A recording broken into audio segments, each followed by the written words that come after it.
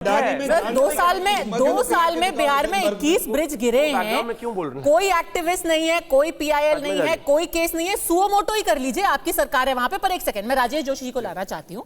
बात हो रही है राजेश जी कि क्या राज्यपाल के पद का दुरुपयोग किया जा रहा है। मैं एक केस की याद दिलाना चाहती हूँ अपने सारे दर्शकों को भी। 22 जनवरी 2011 कर्नाटका में राज्यपाल के सचिवालय से एक प्रेस विज्ञप्ति जारी की गई। उस प्रेस विज्ञप्ति में क्या कहा गया?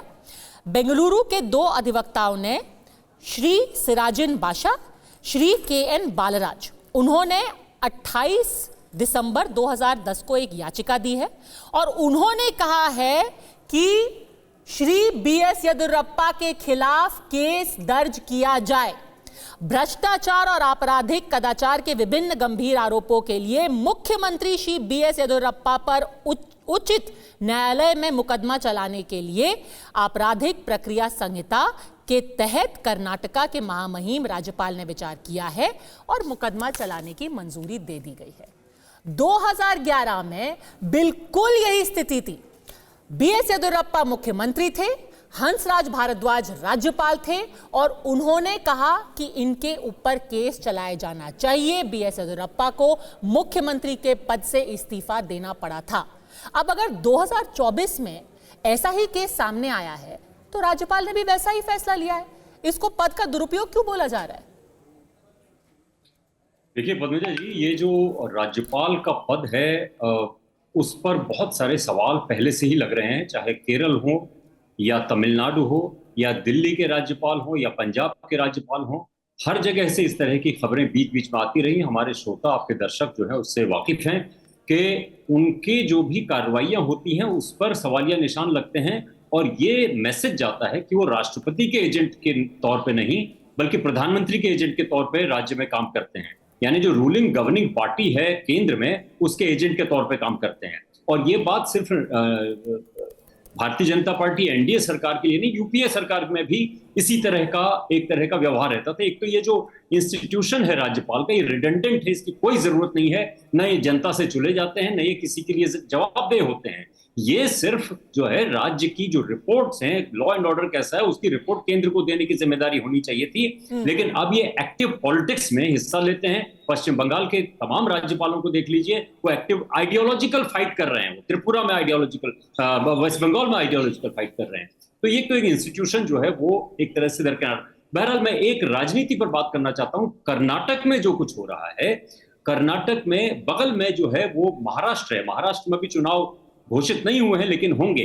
कांग्रेस जो है इस वक्त वो कांग्रेस नहीं है जो दबी कुचली 2019 में की कांग्रेस थी, जो एक तरह से दिशाहारा कांग्रेस थी। इस बार जब सिद्धारमैया के ऊपर ये आरोप लगे, यहां दिल्ली आकर के उन्होंने कांग्रेस हाईकमान से बात की, डीके शिव कुमार और उन्होंने, और ये एक एग्रेशन जो कांग्रेस में दिख रहा है ये राहुल गांधी की बॉडी लैंग्वेज में भी दिखता है और महाराष्ट्र, इसमें कर्नाटक में भी दिखेगा। क्योंकि अब वो कहने लगे हैं कि ये ओबीसी जो मुख्यमंत्री है उसके खिलाफ भारतीय जनता पार्टी का टायरेड है, वो है।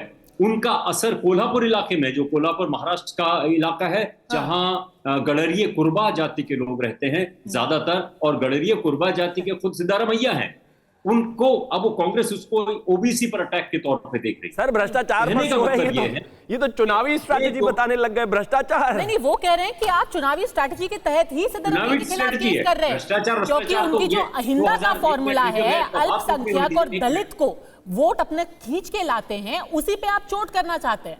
इसीलिए आप सिद्धारमैया की कमर तोड़ना चाहते हैं। चोर की दाढ़ी में होता है तिनका। एग्जाम्पल, इस देश के प्रधानमंत्री को 2002 के बाद से लगातार केसेस झेलने पड़े। जो डरता नहीं, जो ईमानदार है, उसको कोई फर्क नहीं पड़ता। भाई आप इतना चीख चिल्ला क्यों रहे हैं? हम तो कोई प्रेस कॉन्फ्रेंस नहीं करते थे, हम तो कोई काले कपड़े पहनकर नहीं आते थे, हम तो कुछ नहीं कहते थे। इस देश के अभी के प्रधानमंत्री और उस समय के गुजरात के मुख्यमंत्री तो लगातार कहते थे ठीक है मुझे एजेंसीज में पूरा विश्वास है, मुझे कोर्ट्स में पूरा विश्वास है, हाँ विंडिकेशन हो रहा है। लेकिन मैं इस देश की अदालतों को मानता हूं, एक वन लाइनर स्टेटमेंट काफी है भाई ईमानदार के लिए।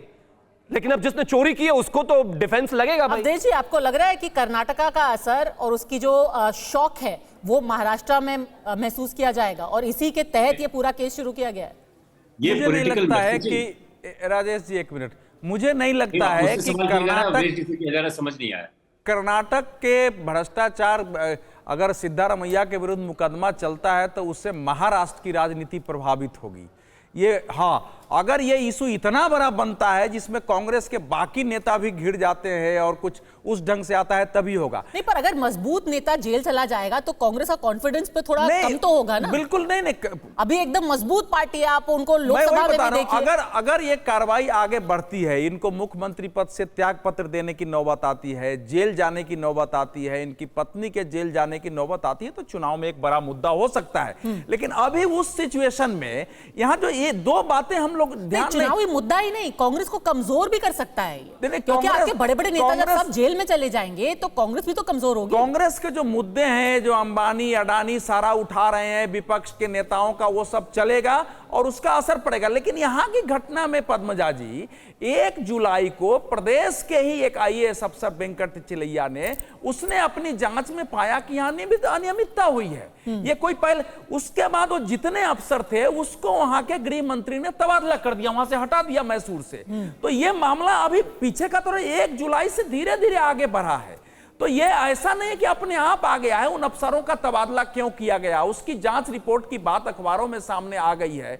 तो ये नहीं कि कर्नाटका की सिद्धारमैया सरकार इसमें बिल्कुल पाक साफ हो और कार्रवाई कर दी गई हो। और जो नियम था मूडा का, वैसे तो इनकी सरकार में जमीन का आवंटन हुआ है, लेकिन जो नियम ये था कि 50-50% जिसका भी जमीन अधिग्रहण होगा उसको उसका आधा 50% जमीन, वहां की जमीन उसको दी जाएगी, प्लॉट दिया जाएगा।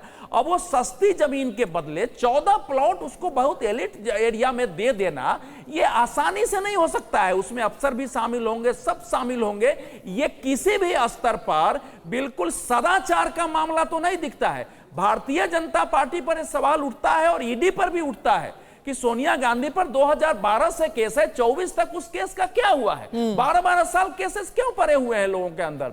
या किसी भी केस में इतना लंबा समय नहीं लगाया जाना चाहिए। उस केस को तो आप खत्म करो। आप चार्जशीट दायर करने में आज एक चार्जशीट, फिर 3 महीने बाद एक, करते करते आप 3, 4, 5, 6 महीने, साल भर, 2 साल, 3 साल खींच लेते हैं। वो सारी स्थिति है। लेकिन ये जो मूडा का मामला है, ये प्राथमिक तौर पर इसमें भ्रष्टाचार का मामला दिखाई देता है। अब उसके परिणाम राजनीतिक क्या होंगे ये अलग है। जितने आपने मामले उठाए, मैं आपसे पूछता हूं, दर्शकों से पूछता हूं, क्या दिल्ली में आबकारी की नीति को देखकर उसके केस का कल क्या फैसला होगा न मैं नहीं मानता हूं, लेकिन क्या आम आदमी ये मानता है कि नहीं कि वाकई इसमें भ्रष्टाचार हुए हैं? जिस ढंग से नियम कानून बदले गए, जिस ढंग से ठेके लिए गए, जिस ढंग से उसमें बाकी चीजें हुई हैं,